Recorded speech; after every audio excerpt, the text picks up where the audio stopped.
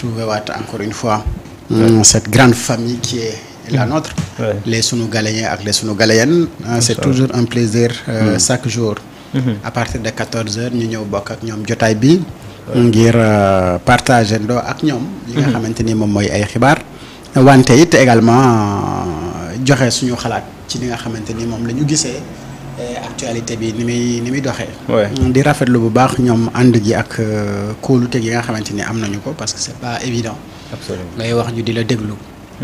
maa ngi nuyu bu baax it waa Cour des comptes.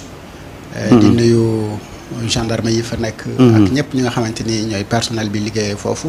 waa CENTIF ñu ngi leen di nuyu. di leen nuyu bu baax.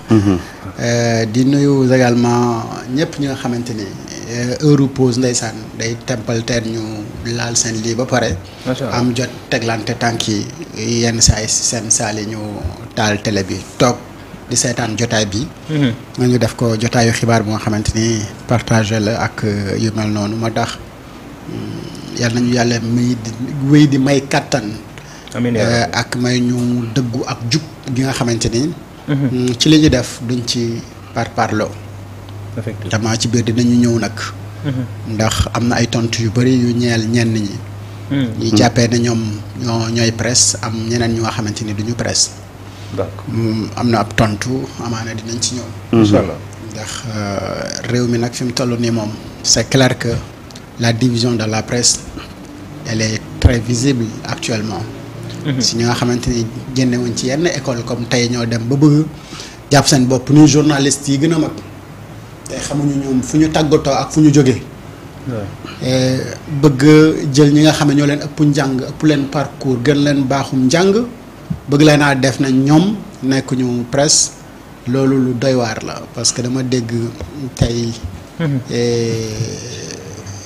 waajooju xam ne wolof rek lay wax ci presse bi nu mu tudd. waaja defoon interview ba ak Macky Sall te laaju ko dara lu am solo ba Babacar Fall xataraayu woon góor gi nu mu tuddati kooku kumu waay kooku te muy sol grand boubou yi rek te yenn saa yi mu def revue de presse. santul Guèye. waaw kii Guèye la sant. maanaam restez chez vous. mel ne Guèye la sant waaw moo jëloon kii. waaw communication corona. voilà. waaw. waajooju moom laa xëy gis muy jàngale ay leçons di wax ne. déedéet ñi nekk ci presse en ligne bi loolu du presse ñoom li ñuy def loolooy presse. man nag innovation yi ñun yi ñuy def exactement suñuy concept émission ñoom la ñuy copier seeni télévision bu fekkee ñun amuñu xam-xam li ñuy def di presse kay bu leen ñu copier waaye ngir yàlla.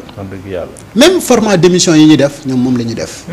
et tey ñun reportage yi nga xamante ni ñu ngi koy jot di réaliser sur le terrain ñoom defuñu ko et ñoom saa su askan wi soxlawee pour benn utilité information ñoom mosuñu see nekk. ñun ñoo si nekk. alors li ma waxoon démb première question journaliste bi ci traitement d'information bi mooy buy poser question bi ban utilité le grand public bi koy déglu wala di ko seetaan wala di ko lire am ci li nga xamante ni moom lay def.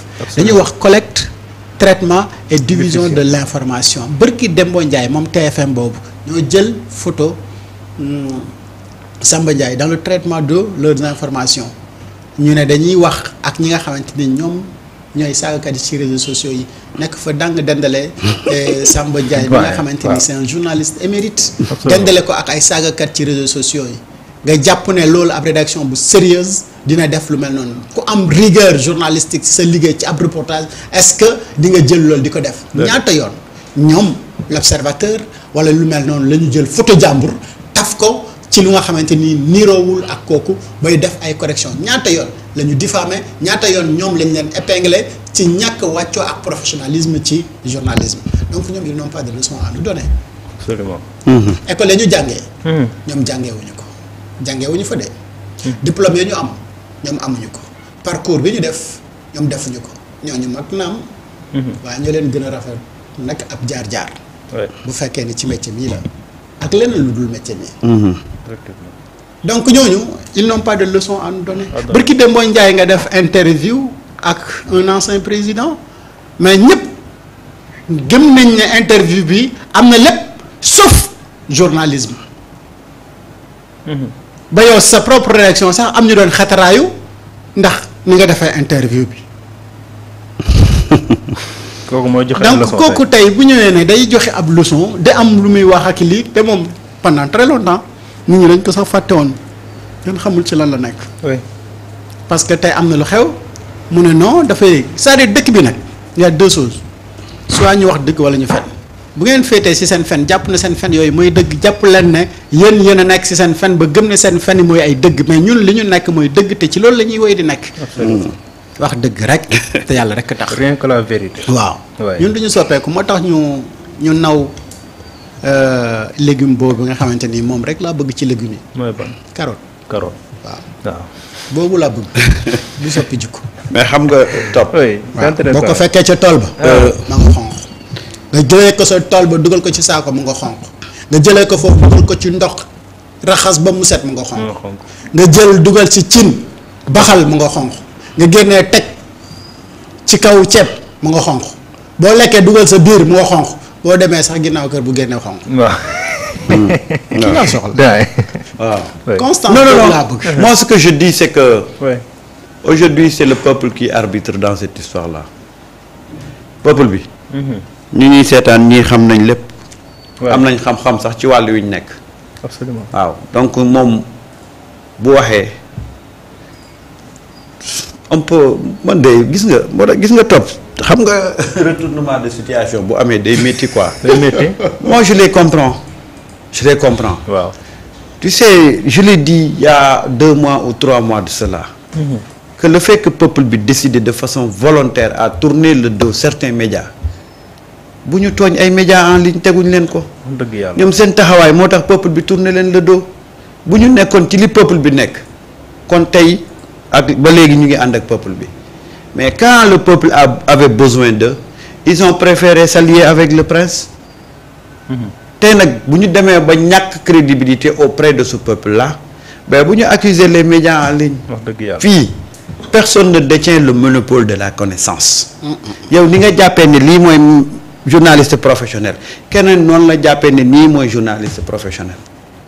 pendant qu'on tuait des Sénégalais pendant qu'on était en train de brimer des Sénégalais ñoom ñuy teg ay musique di teg ay Mickey ça c'est du professionnalisme. non non. ah. da nga war a nekk au service du peuple. waaw. Ouais. c'est pas logique. ah tey lañ mën a nekk di wax ay médias yi nekk professionnel ak yi nekkul professionnel. oui. et gis nga comme ils ont le temps de remarquer ça c'est leur problème démb wax naa leen ko fi ku ci nekk xoolal na nga jàppee ne loolu mooy rendre service public nga def ko mais n'attends plus rien à ñi la waroon jox la leçon parce que dañu faillir. gis nga dans ce métier là ah. waaw. léegi yow seetal benn ci sa digganteeg yàlla seetal ci sa éducation bu baax.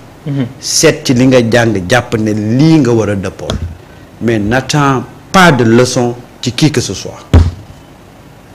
parce que nag dafa am moment boo xam ne ku nekk da ngaa wane sa bopp képp ku dof-doflu nag ba ces gens-là qui avaient failli pendant que le peuple avait besoin d'eux ku ci dof-doflu ba ñooñu ñëw di la convaincre.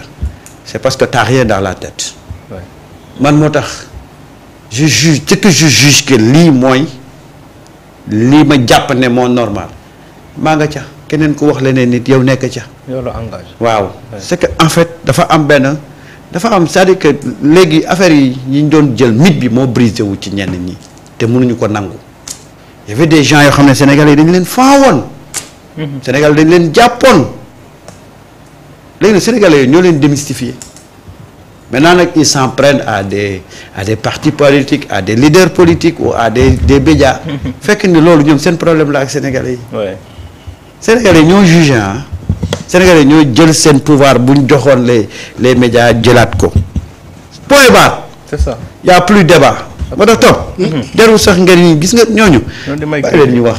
absolument. mais xam nga hypocrisie boobu dafa baaxul. Ouais. hypocrisie boobu baaxul. que tey tu parles de la presse en ligne mais en réalité yow si sa biir groupe mais da ngeen am tout un département yoo nga xamante ni day évoluer foofu noonu.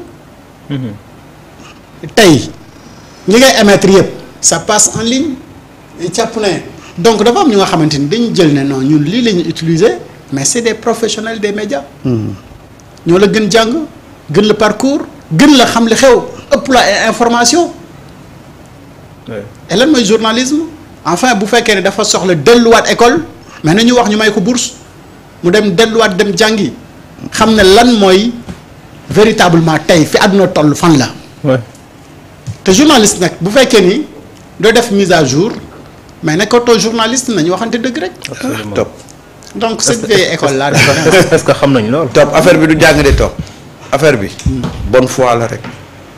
top gis nga nee naa leen ba sonn njàng mi mooy deuxième palier bi mais premier palier bi mooy nga jàpp ne yow li ngay def da nga ci jaamu yàlla. très bien loolu day am na solo. c'est une question d'éducation. ci biir éducation bi nag sa éducation religieuse daf ci war a jouer lu am solo. tu peux être sorti des meilleures écoles mais booy exercer tu passes à côté. parce que dafa am nit ñi dafa am lu ñu gëm quoi ñun bu ñu c'est-à-dire que et foofu la différence bi nekk tey Sénégal c'est-à-dire que ils veulent retourner l'histoire comme si démb amutoon. waaw. pour ñu fàtte. loolu mënul am. te quand bu ma déggee ñuy wax ne dañu war a nekkaat benn journaliste dañu war a nekkaat benn pourtant nag division bii ci ñoom la jóge waaw ba ñu ànd ak Macky Sall képp ku àndut ak Macky Sall dañuy jàpp ne tu n'es pas un journaliste professionnel. absolument. bañ fiy tëj Walfadjri ñoom ñoo ñu di wax noonu. mais ñoo doon def plateau di charge. waaw mais non attends c'est-à-dire que lan lañ bindoon suspension de Walf TV le CNRA inflexible et droit dans ses bottes ñoom groupe boobu ñoo ko bindoon. en tant que presse. ñoom ñoo ko bindoon boobu xalaatuñu woon ne dañoo waroon solidaire ak Walfadjri xalaatuñu. c'est-à-dire que dépassé nañ stade boo xam ne nit ñi dañuy naxante quoi non loolu jeex na. dépassé nañ ko. waaw fii instant bi ku wax rek yaa feeñ. c'est pas parce que n'attend pas d'être dans des difficultés pour parler de solidarité. Il y a des groupes qui avaient besoin de solidarité à un certain moment donné kenn gisu leen. au contraire da ngeen doon enfoncé ñooñu noonu. parce que demoon nañ fi ba ne Walf c'est pas un groupe de presse Walf n'est pas professionnel wax nañ ko fi. Pape Ali biñ ko fi jàppee mu ne grève de la faim dem nañ ba ne Pape Ali c'est pas un journaliste c'est un activiste déguisé. fii daal lu fi waay ren di sa loxo lay naaj. absolument c'est ça. ku fi tax gis nga sa taxawu démb. mooy justifier sa considération tey. le peuple nag ñoo la gën a xam ñoo la gën a jàng le peuple est beaucoup plus averti. waaw kenn mënu leen dugal ci ay affaire de tappale. si su amee ñu mer nañ ko wax ak peuple mi ndax peuple bee leen baax. absolument. waaw donc la logique nous impose ñu des ci